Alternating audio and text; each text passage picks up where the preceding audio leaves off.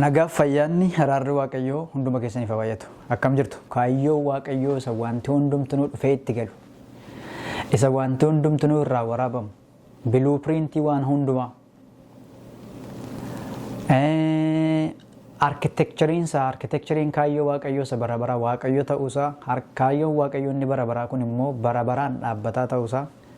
Akkasumas wantoonni guyyaa guyyaatti ta'an kun biyya lafaa irratti wantoonni ta'aa darbaa dhufanii darban kun seenaan guyyaa guyyaatti hojjetamu, seenaan baroota keessatti hojjetamu kun kaayyoo waaqayyoo sanaan alamoo kaayyoo waaqayyoo sana keessattitu seenaan hojjetama isa jedhu macaafa qulqulluu keenya keessaa iddoo garaagaraa deemneetu suuta walii wajjin qayyabanna jechuudha. Hundumti keessan namoonni amma dhaggeeffachaa jirtan kun karaa garaagaraa waa'ee kaayyoo barattanii ture yaada. Waa'ee kaayyoo waaqayyoo barattanii ture yaada. Akkasumas immoo kaayyoo waaqayyoo isa bara baraa gaafa namoonni jedhan dhageessanii ture yaada. Kaayyoon maali? Kaayyoon waaqayyoo maali? Kaayyoo waaqayyoo inni bara baraa immoo maalis jedhu garuu ilaaluun gadi fageessanii ilaaluun baay'ee gaariidha. Sababiin isaa namoonni fayyina karaa Yesuus Kiristoos nuuf kenname hojii waaqayyoo baroota dura otoo biyya lafaa hin uumamin namumtiyyuu osoo hin uumamin Addaamiif Hewwaan warra jalqabaas otoo hin uumamin yeroo osoo hin jalqabin yeroo dudduuba yeroo garas barree osoo hin jalqabin bara dura wanta waaqayyoo hojjeteen wantoonni har'a ta'aa jiran kun guyyaa guyyaatti ta'u akkasin qabattaniif kan hin barbaadu kaayyoo waaqayyoo isa bara baraa mata duree jedhudha. Ergaa Phaawulos gara warra Efesoonitti ergee boqonnaa 3 lakkoofsa 9 kaanee hanga 11tti osoo dubbifattanii baay'ee natti tola. Boqonnaa 3 lakkoofsa 9 lakkoofsa 10 fi lakkoofsa 11.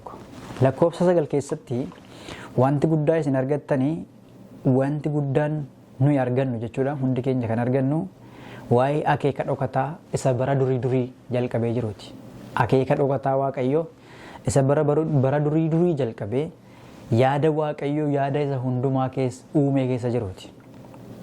Akeekii dhokataan waaqayyoo eenyu kana jalqabe miti jechuudha. Haa ta'u malee akeeki sun maal ture? Dhokataadha. Yoomii kee immoo jira bara durii jalqabee jira. Bara durii isa jedhu kana yeroo kan biraa keessatti itti fufnee walii wajjin ilaalla. Lakkoofsa 10 irratti immoo ogummaan waaqayyoo dachaa baay'ee akka qabu dubbata Phaawulos. Ogummaan waaqayyoo dachaa baay'ee akka qabu. Waaqayyoon beekuun beekumsa waaqayyoo qabaachuun yaada waaqayyoo beekuun hin danda'ama garuu beekanii fixuun hin danda'amu. Sababiin isaa beekumsi waaqayyoon beekuun dachaa hedduu qaba. Dachaa walirra jechuudha. Isa tokko beektanii gaafa dabartan isa kan biraa. Isa tokko iyyuu beektanii tuun fitin inni kan biraan isinii dhufa. Waaqayyo guddaadha. Waaqayyo dinqiidha. Yaadni isaas akeekisaas guddaadha. Yaadni isaas akeekisaas dinqiidha. Beekumsi yookaan ogummaa waaqayyoo inni dachaa baay'ee qabu kun garuu inni bara durii jalqabee yaada waaqayyoo keessa dhokatee ture sun karaa waldaa kiristaanaa. Ammas keessatti immoo poointii guddaan tokko waldaa kiristaanaa jechuudha Phaawulos kan inni barsiisu. Waldaan kiristaanaa sun eenyu? Kaayyoo bara baraa sanaa wajjin gaafa wal qabatu kaayyoo bara baraa jenne waldaan kiristaanaa immoo eenyu? Isa jedhu hin ilaalla jechuudha. Karaa waldaa kiristaanaa akeeki waaqayyoo inni dhokataan amma karaa waldaa kiristaanaa maal ta'e ifatti ba'eera. Ifatti ba'ee dhufee maal godhee warra biyya lafaa kana seerratan bantii waaqaa keessatti gooftummaa warra qabanii fi warra aboo qabu jedhamanittiyyu jedha Phaawulos. Warra aboo qabu jedhamanittiyyu akka nu beeksifnuuf beekumsa ogummaa waaqayyoo isa dachaa baay'ee qabu. Beekumsi sun yookaan ogummaan kun yookaan immoo akeeka waaqayyoo kun akka mul'ate agarsiisa. Lakkoofsa 11 irratti immoo waaqayyo akka bara durii lakkoofsa 9 irratti waa'ee bara durii jalqabne har'a haasofne irraa akka bara durii karaa Kiristoos yaadee qopheessite akeeka isaa kana akka fiixaan baasee Phaawulos ergaasaa gara Efesoonitti barreesse boqonnaa 3 lakkoofsa 9 irratti nu barreesseera jechuudha. Maqaan waaqayyoo eebbifamu. Akkasumas Efesoon boqonnaa 1 lakkoofsa 4 yoo dubbifattanii lakkoofsa 4 hanga 11tti ergaa gurguddaa qaba garuu lakkoofsa 4 lakkoofsa 5 lakkoofsa 11 isinii dubbisa. Lakkoofsa 4 irratti akka inni uumamuu biyya lafaa durayyuu warra qulqullaa'an warra isa duratti mudaa hin qabne akka taanuuf uumamuu biyya lafaa dura warra qulqullaa'an warra isa duratti mudaa hin qabne akka taanuuf karaa Kiristoos jaalalaan nu fo'ateedha. Waaqayyoof galanni guddaan haa ta'u. Uumamuu biyya lafaa dura fo'amuun keenya yaadaan qabamuun keenya osoo biyyi lafaan uumamin fuula waaqayyoo duratti warra qulqullaan warra mudaan qabne akka taanuuf jaalala waaqayyoo irraa nuuf ta'eera. Araara isaa irraa nuuf ta'eera jechuudha. Lakkoofsa 5 immoo akkas jedha. Waaqayyo karaa Yesuus Kiristoos ilmaan isaa taanee akka guddifamnuuf wanti hundumtuu karaa Yesuus Kiristoos akkuma nu ta'e karaa Yesuus Kiristoos keessaan nuyi ilmaan waaqayyoo taanee akka guddifamnuu fi yaadaan nu qabe. Lakkoofsa 11 irratti immoo akkas jedha. Waaqayyo wanti hundinuu akka keeka isaatiif akka fedha isaatiitti akka ta'u godha. Nus immoo akka inni yaadee qopheessee of duraa qabutti karaa Kiristoos fo'amneerra. Ergaa Xiimotewos lammaffaa boqonnaa tokko lakkoofsa 9 hanga 10tti dubbisetanii gabaabsee wanta yaada waaqayyoo kana barumsa kana gabaabsinee walii wajjin jalqabna jechuudha. Lakkoofsa 9 irratti akkas jedha. Ergaa Xiimotewos lammaffaa boqonnaa 1 lakkoofsa 9. Waaqayyo nu fayyisee isaaf akka qulqulloofnuuf nu waame. Nu waamuun isaas akka keeka isaatii sila waa'ee ergaa Phaawulos Efesooniif barreesse lakkoofsa 9 irratti boqonnaa 3 lakkoofsa 9 irratti akkuma argine amma Xiimotewosiif immoo yemmuu barreeffamu Waaqayyo nu fayyisee isaaf akka qulqulloofnuuf nu waame. Nu waamuun isaas akka keeka isaatii fi akka ayyaana isaa isa durii jalqabee karaa Kiristoos Yesuus nuuf kennameetti malee akka hojii keenyaatti miti. Lakkoofsa 10 immoo akka jedha amma garuu ayyaanni isaa dhufa fayyisaa keenya Yesuus Kiristoosiin nutti mul'ifameera. Ayyaanni isaa dhufa fayyisaa keenya gooftaa Yesuus Kiristoosiin nutti mul'ifameera. Inni ayyaanni waaqayyoo inni karaa Yesuus Kiristoos inni dhufuu Yesuus Kiristoosiin nutti mul'ifame kun isee kana sirriitti yaadaan naa qabadhaa. Ayyaanni waaqayyoo inni karaa Kiristoos inni bara durii jalqabee jiru inni uumama duraa jalqabee jiru inni utuu waan tokko hin uumamin duraa jalqabee jiru inni humna du'aa cabsee jireenyas wanta sadii argattu jechuudha. Humna du'aa cabsee jireenya badiisa ooluus karaa wangeelaa ifatti baasee jedha. Maqaan waaqayyoo eebbifamu. Egaa kun hundumtuu akeeka waaqayyoo isa bara baraati. Kaayyoo waaqayyoo isa bara baraati. Yaada waaqayyoo isa bara baraati. Obboloota tokko waa'ee kaayyoo waaqayyoo isa bara baraa gaafa jennu maturree gurguddaa lama achi keessaa arganna. Inni jalqabaa kaayyoodha. Inni lammaffaa immoo waa'ee bara baraati. Wanta lamatu walitti hidhame kaayyoodhaa fi bara bara. Abbaan oodariin isaa immoo yookaan abbaan qabeenyaa wanta kanaa abbaan qabeenyaa kaayyoo kanaa kaayyoo bara baraa kun immoo waaqayyoodha. Hundumti keessan waa'ee kaayyoo beektu. Hundumti keenya waa'ee kaayyoo beekna. Hundumti keenya waa'ee bara baraa dhageenyeerra. Hundumti keenya waa'ee kaayyoo waaqayyoo kaayyoo maal akka ta'e beekna. Kaayyoo jechuun sababii wanti tokko uumamuuf jechuudha. Sababii wanti tokko ta'uuf jechuudha. Haa ta'u malee waaqayyo kaayyoo isaa keessatti gaafa maaliif waan tokko gochuuf akka karoorfate, maaliif waa uumuuf akka karoorfate, maaliif nama uumuuf akka karoorse, maaliif biyya lafaa uumuuf akka karoorse, maaliif uumama karaa Kiristoos uumuuf akka karoorse gaafa ibsu karaa Kiristoos maaliif uumuuf gaafa karoorse inni kun baroota keessatti utoo baroonni hin jalqabin baroota dura gaafa jalqabu kaayyoo waaqayyoo kun utubaalee gurguddaa sadii irratti hundeeffameeti jechuudha.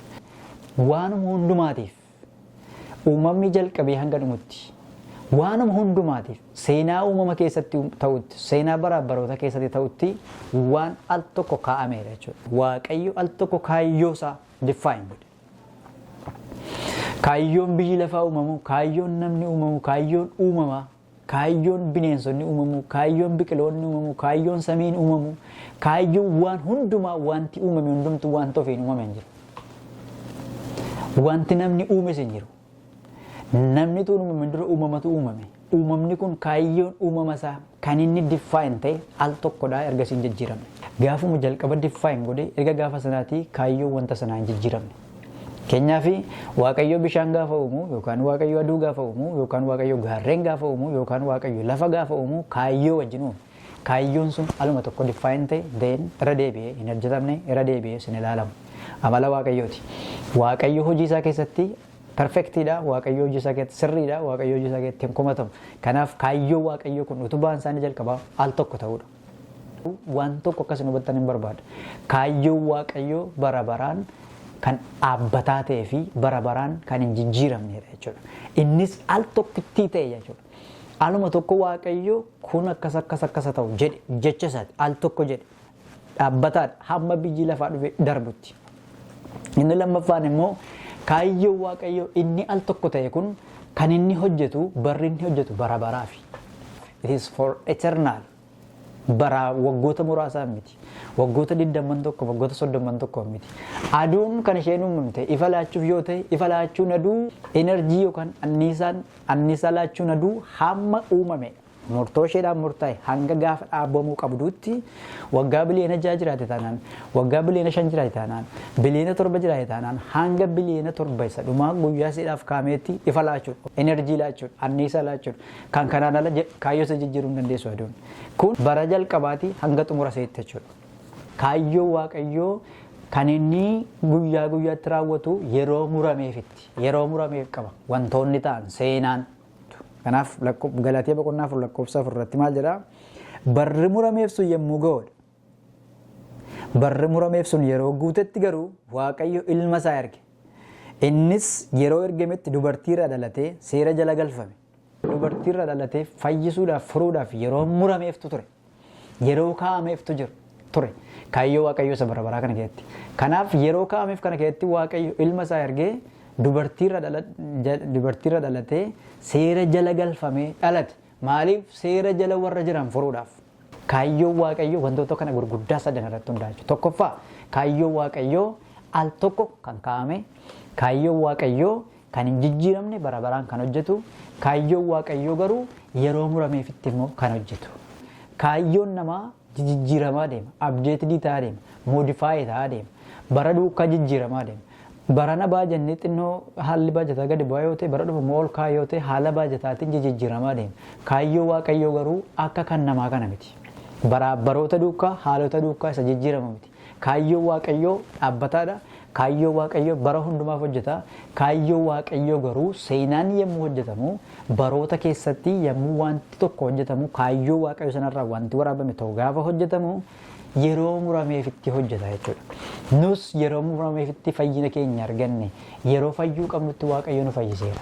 Yeroo nu fayyisuu barbaadetti yeroo akka nu fayyinu barbaadetti Waaqayyo maal godheera nu fayyiseera jechuudha. Maqaan isaa bara baraan eebbifamu. Kaayyoon kun tokko al tokko kaa'ame, lammaffaa bara baraaf hojjeta, sadaffaa seenaan hojjetamu hundumtuu kaayyoo sanarraa kan waraabamu immoo yeroo murameef eeggatee akka hojjetu ilaaleera. Amalli kaayyoo Waaqayyoo hin jijjiiramu, irra deebi'amee abdeet hin ta'u, hin badu, hin komatamu, Waaqayyoo dhaabbataadha. Kaayyoo Waaqayyoo amala Waaqayyoo agarsiisa jechuudha. Inni lammaffaan waa'ee kaayyoo Waaqayyoo isa bara baraa keessatti bara bara jecha jedhu kan dhageessanii beektu. Eternal yookaan immoo everlasting yookaan immoo bara hanga bara baraatti wanta jedhu kan dhageessanii beektu deema yaada. Bara barri maali isa jedhu ilaaluu danda'u qabna jechuudha. Bara bara jechuun yeroo Waaqayyoo itti define gochuu yoo barbaanne yeroo Waaqayyoo jennee haasa'uu yoo barbaanne bara bara jenna. Yeroon bara bara jennu kuni bara yeroodhaan hin herregamne jechuudha. Bara yeroodhaan hin herregamne. Bara lakkoofsan kam. A time outside of time jechuudha. Yeroo yeroodhaan ala jiru. Yeroo lakkoofsan qabne kana keessa kan jiraatu yeroo Waaqayyooti. Bara Waaqayyooti. Kaayyoo Waaqayyoo kuni bara bara sana keessatti hojjeta jechuudha. Uumamni kun osoo darbees kaayyoo Waaqayyoo dhaabbataadha. Bara baraaf dhaabbataadha. Yeroo isaatti wanti ta'u hin ta'a kaayyoo Waaqayyoo bara bara maalidha dhaabbataadha. Sababiin isaa Waaqayyoo maali waan ta'eef dhaabbataa waan ta'eef. Kanaafuu bara bara gaafa jennu I'm talking about the time of God. Yeroo Waaqayyooti. Yeroo Waaqayyoo immoo safaran qabu. Yeroo Waaqayyoo jalqaban qabu. Yeroo Waaqayyoo dhuman qabu. Yeroo Waaqayyoo isa jalqabee hamman qabu. Hankeenya garuu hin lakkaa'ama, hin dhuma, hin dhiyan bari'a. Kan Waaqayyoo akka kana miti. Yeroo lakkooftuu baraa kanaan ala jiru jechuudha. Kaayyoon kun isan safaramne sanarraa fuudhamee bara beekamne sanarraa fuudhameetu bara isa dhumu kana keessatti immoo hojiirra oola jechuudha. Inni kun seenaa jedhama. Seenaan fayyina keenya baroota keessatti hojjetame. Seenaan fayyina keenya baroota keessatti akka hojjetamu kan murtaa'e garuu baroota dura. Waaqayyoof galanni haa ta'u. Kanaafuu bara bara gaafa jennu bakka gurguddaa lamatti qoonna jechuudha akka maasaarotu tokko. Inni tokkoffaan bara bara duraa. Inni lammaffaan bara bara boodaa jechuu hin dandeenya jechuudha. Bara bara jecha jedhu kana afaanota gurguddaa sadiin yookaan hiika gurguddaa sadiin qoonnee ilaaluu dandeenya. Afaan Ibrootaatiin, afaan Giriikeetiin, afaan Ingiliffaatiin yoo barbaanne immoo afaan Oromoottis gaafa hinnu ilaaluu dandeenya. Cacaafni kakuu moofaa keessa jiru baay'een isaa afaan Ibrootaatiin barreeffame waan ta'eef gaafa barreeffamu olaam jedhu. Afaan Ibrootaatiin gaafa barreessan olaam jedhu. Olaam jechuun yeroo hin beekamne jechuudha. Yeroo hin beekamne jechuun hidden time. Yeroo hammi isaan beekamne, yeroo safara hin qabne, yeroo beekumsa sammuu namaa gararraa ta'e jechuudha. Macaafa Faarfannaa boqonnaa 90 lakkoofsa 2 irraa akka jedha. Ilaa tulloonni utuu iddoo isaaniitti hin dhalatin, lafti guutummaan biyya lafaas utuu hin argamin, bara baraa jalqabee hamma bara baraatti ati Waaqayyoodha. So yeroon hin beekamne kun bara baraa jedhu. Sasila ergaa Efesoon keetti bara durii jennee haasofne jechuudha. Bara baraa jalqabee hanga bara baraatti. From eternal to eternal. Bara bara sana keessatti Waaqayyo bara baraan Waaqayyoodha. Akka jedha tulloonni iddoo isaaniitti utuu hin dhalatin, lafti guutummaan biyya lafaas utuu hin uumamin, bara baraa jalqabee hamma bara baraatti ati Waaqayyoodha. Maqaan Waaqayyoo eebbifamu. Waaqayyoon keenya bara baraa jalqabee hanga bara baraatti Waaqayyoodha. Akkasumas seera uumamaa boqonnaa 17 lakkoofsa 7 irratti immoo kun akkana jedha.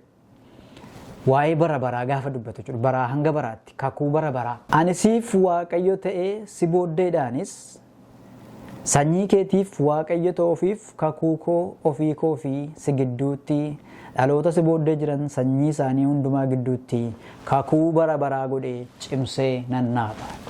Galanni Waaqayyoodhaaf haa ta'u. Iddoo kanatti kakuu Waaqayyo Abrahaamii wajjin gale agartu.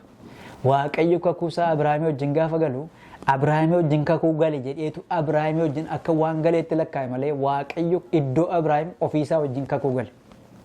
Abrahaam erga inni utuu inni rafee jirutu Waaqayyo ofiisaa wajjin Abrahaamiin bakka bu'ee ofiisaa wajjin kakuu gale. Ofiisaa wajjin gale maaf Abrahaamii wajjin hin galle? Maaf Abrahaamis dhaabbatee gama tokkoon kakuu sana hin galle jettanii yoo yaaddanii Abrahaam nama.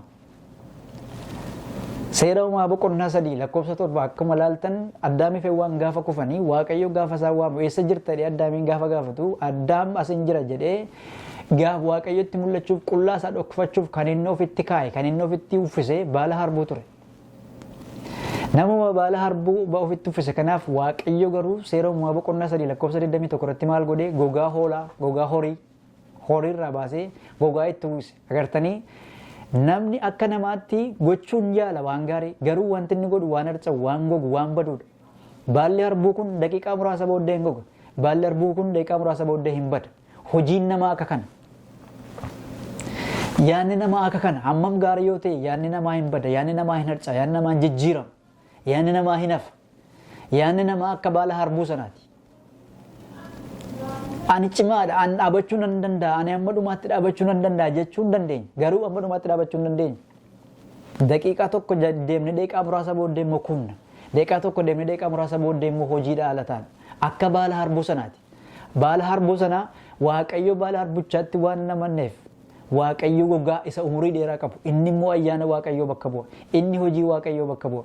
Inni baala harbuu sana hojii keenya sana ofii keenya yaallu bakka bu'a. Waaqayyo ayyaana isaa nuu baay'isuunsaa har'as bara baraan jiraachuu akka dandeenyu, bara baraan dhaabachuu akka dandeenyu, cimina keenya akka hin taane Waaqayyo kanaaf ayyaana isaa nuu kenne obboloota koo.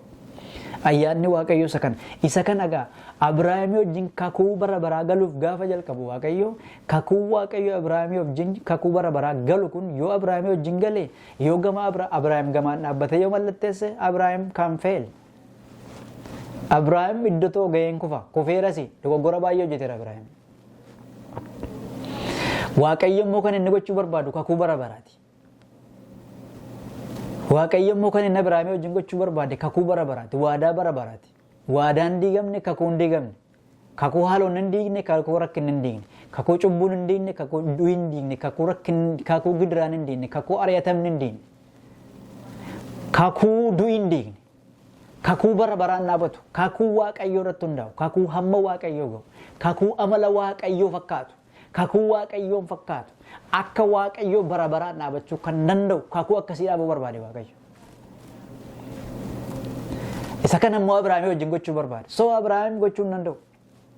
Abrahaam matuunni waadaa kana walii gadi mallatteessaniiru ta'eeti gaafuma sana yookaan ji'a tokko yookaan waggaa tokko booddee kufa dadhabeen agarsiiseera Abrahaam. Waaqayyo garuu iddoo Abrahaamiin bu'ee Abrahaamii wajjin kakuu galee fi kakuu galee sanaaf immoo Abrahaamiif kenne. Kanaaf waa'ee bara baraa gaafa laallu tokko isa kana jechuudha. Akkuma kana bara bara gaafa jennu bara isa dhufu jechuu dandeenya. The age to come yeroo isa dhufu yeroo bara baraa isa dhufu bara bara isa dhufu Kiristoosii wajjin waaqayyo wajjin mootummaa waaqayyoo keessa bara baraan jiraachuu. Bara rakkinni hin jirre bara dhukkubni hin jirre bara gidiraan hin jirre beekumsa ilma waaqayyoo isa waaqayyootti mul'atu hubachuu yeroo itti danda'amu bara isa dhufu.